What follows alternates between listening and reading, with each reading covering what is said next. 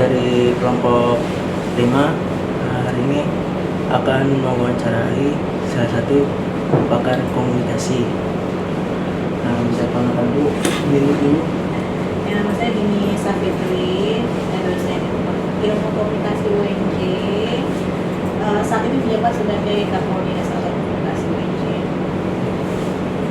Oke, langsung saja saya akan melakukan pertanyaan yang pertama terkait dari kami. Sebenarnya tema kami yaitu pengelolaan komunikasi dalam lingkungan kampus. Menurut Ibu, bagaimana Ibu mendefinisikan tema kami?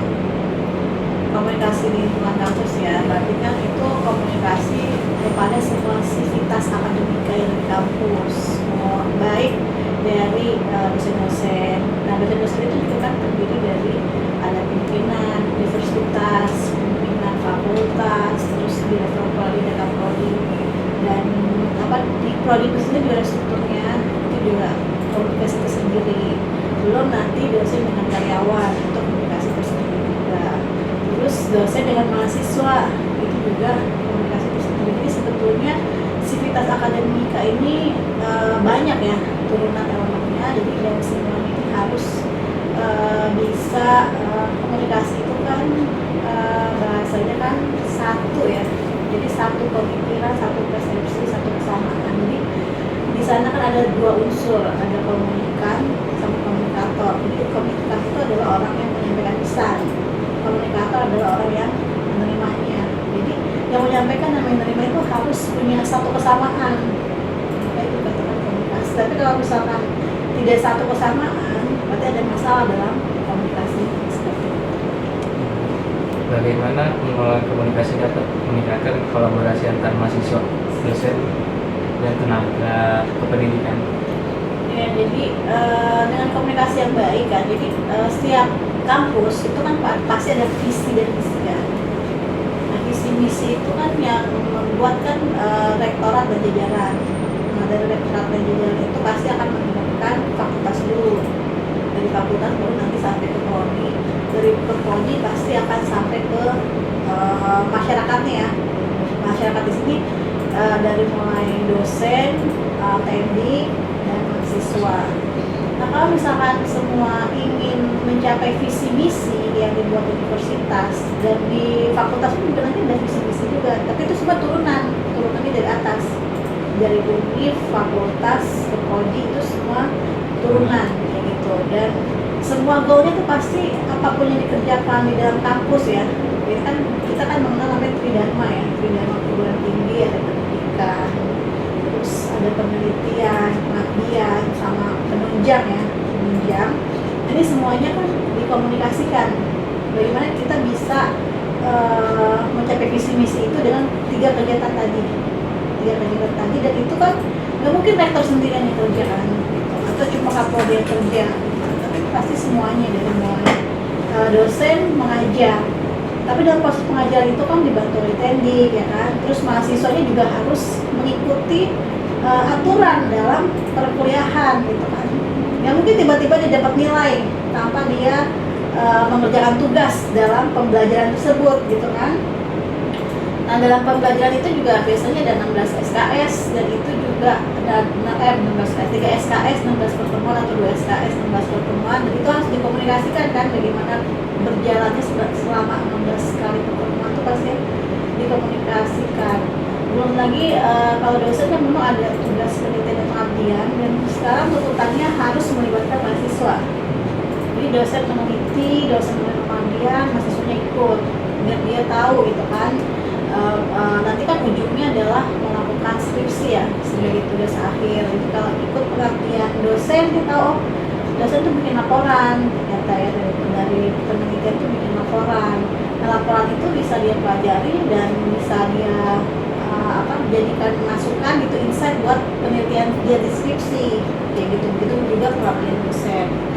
Dan bahkan di kampus-kampus termasuk di sini ini memang mahasiswa diajarkan untuk membuat artikel gitu.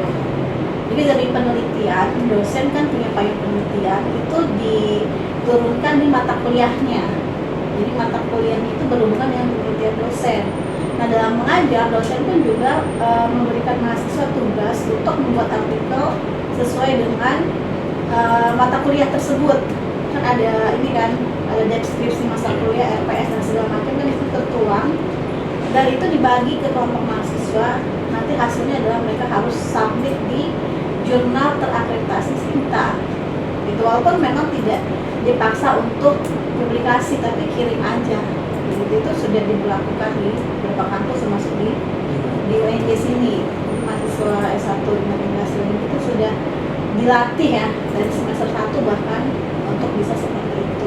Itu untuk kegiatan penelitian dan pengabdian. Nah, untuk kegiatan penunjang sendiri, dosen punya tugas tambahan, salah satunya membimbing aktivitas kemahasiswaan kan, BEM segala macam itu kan dibimbing langsung oleh dosen, dan di sana pun mahasiswa juga ikut ya berorganisasi. Organisasi mahasiswa ini juga harus berkoordinasi dengan dosen, dengan teknik ya. Tadi kalau mereka menggunakan ruangan gitu kan, itu harus berkomunikasi semua kan di dalam ini. Jadi nggak mungkin nggak ada organisasi tanpa komunikasi gitu. Apalagi kampus pasti harus ada komunikasi yang baik di dalamnya. Saya ini mau nanya, gimana nih pengelolaan komunikasi yang dapat membantu mahasiswa dari berbagai latar belakang budaya untuk saling memahami. Ya, jadi kan kalau kita kan kebetulan di Jakarta nih ya. Nah, di Jakarta ini kan semua orang datang ke sini dari daerah manapun kan datang ke sini gitu. Nah, sebetulnya culture shock mahasiswa itu pasti dialami saat mahasiswa baru ya. Mahasiswa baru, mereka mungkin datang dari luar kota, ada kan banyak di sini ya, terus melihat kehidupan Jakarta yang berbeda dengan kota asal kayak gitu. Terus mereka harus menyesuaikan diri juga dengan keadaan perkuliahan yang tidak sama dengan keadaan mereka saat SMA, SMK atau di MAN gitu, atau pesantren gitu kan, banyak ya latar belakang. Karena kan jam kuliah itu nggak pasti kan ya. Kita nggak masuk kuliah dari jam 7 sampai jam 12 atau dari jam 7 sampai jam 15 gitu kan ya. Kalau Jakarta kan kebanyakan sampai sore gitu kan, sekolahnya gitu. Tapi dari Senin sampai Jumat kadang-kadang ada kuliah, kadang-kadang tidak ada kuliah, itu juga menjadi problematika tersendiri. Dan dosen pun juga punya aturan masing-masing. Itu juga menambah mereka shock kan, kok kayak gini kuliah. Tapi ya memang itu harus nyadari, memang kan yang namanya mahasiswa dengan siswa itu berbeda. Mahasiswa ada kata maha itu kan besar, tinggi, dan tidak semua orang berkesempatan menjadi mahasiswa kan, karena kondisi Indonesia ya, pendidikan gratisnya belum sampai perguruan tinggi kan, jadi nggak semua orang bisa berkuliah. Ini sesuatu yang mahal gitu, untuk sebagian orang kuliah itu sesuatu yang mahal, jadi dikasih lah label sebagai mahasiswa. Dan memang untuk bisa tidak culture shock, kita kan harus memulai komunikasi dengan teman-teman kita, dengan dosen kita, dengan teknik di dalam kampus kan, karena kita butuh kan. Kita maghrib belum selesai. Wih, wajar. Jadi ya memang harus berkomunikasi kalau kamu tidak mau misalkan apa ya, kena mental itu bahasanya sekarang ya. Menurut Ibu bagaimana caranya meningkatkan public speaking agar tidak sensitif dan basa-basi menyampaikan sesuatu? Ya, public speaking itu kan biasanya kita berlatih dulu ya. Mungkin awalnya semua orang grogi kan untuk bisa maju, tapi yang namanya orang belajar pasti kan gak cukup sekali ya, harus berkali-kali gitu. Mungkin ada kalau kamu orangnya suka visual, jadi kamu belajar dengan melihat orang berpidato gitu. Tapi kalau kamu orangnya auditori, mungkin kamu belajar dengan mendengar orang berpidato gitu. Tapi kalau kamu orang kinestetik, berarti kan kamu langsung mencoba praktik depan kaca misalkan seperti itu. Jadi semua orang usahanya beda-beda gitu. Bisa tampil ke depan publik membutuhkan usaha, dan itu nggak cuma sekali dua kali gitu.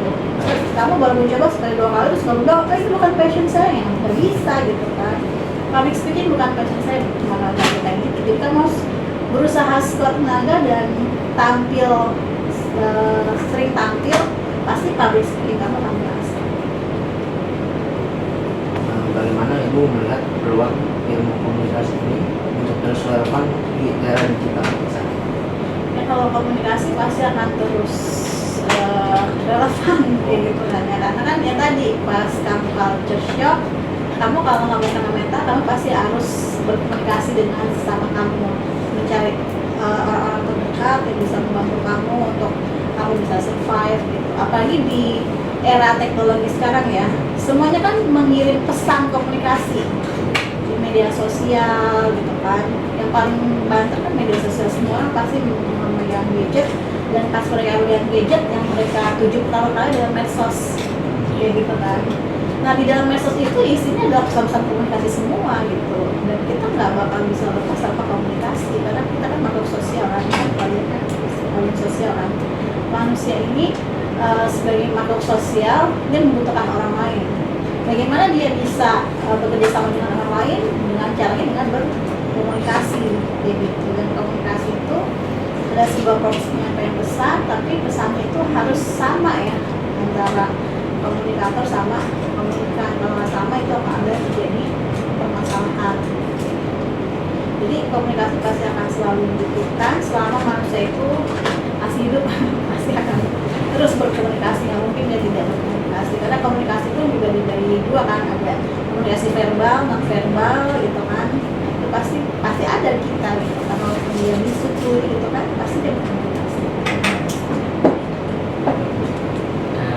Selanjutnya pertanyaan terakhir, apa korelasi dari ilmu komunikasi sama jurusan kami itu teknik informatika?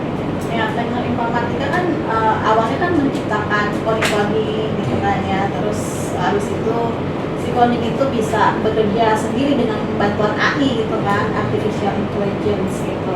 Nah untuk menciptakan coding itu kan ada komunikasi ya antara si kode-kode tersebut, kan mereka berkomunikasi.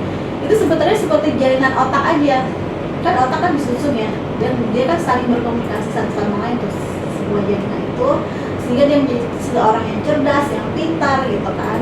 Nah sama dengan teknik informatika gitu kan, si kode-kode itu tuh saling berkomunikasi satu sama lain sehingga menciptakan suatu kecerdasan buatan yang bisa dipakai banyak orang gitu. Dan konten-konten dalam kecerdasan buatan itu juga isinya adalah komunikasi.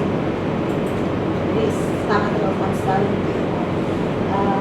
Teknik informatika ya, dan komunikasi. Terima kasih banyak Bu ya. Buat waktunya. Oke, sekian dari kelompok kami. Wabillahi taufiq wal hidayah. Wassalamualaikum warahmatullahi wabarakatuh. Waalaikumsalam.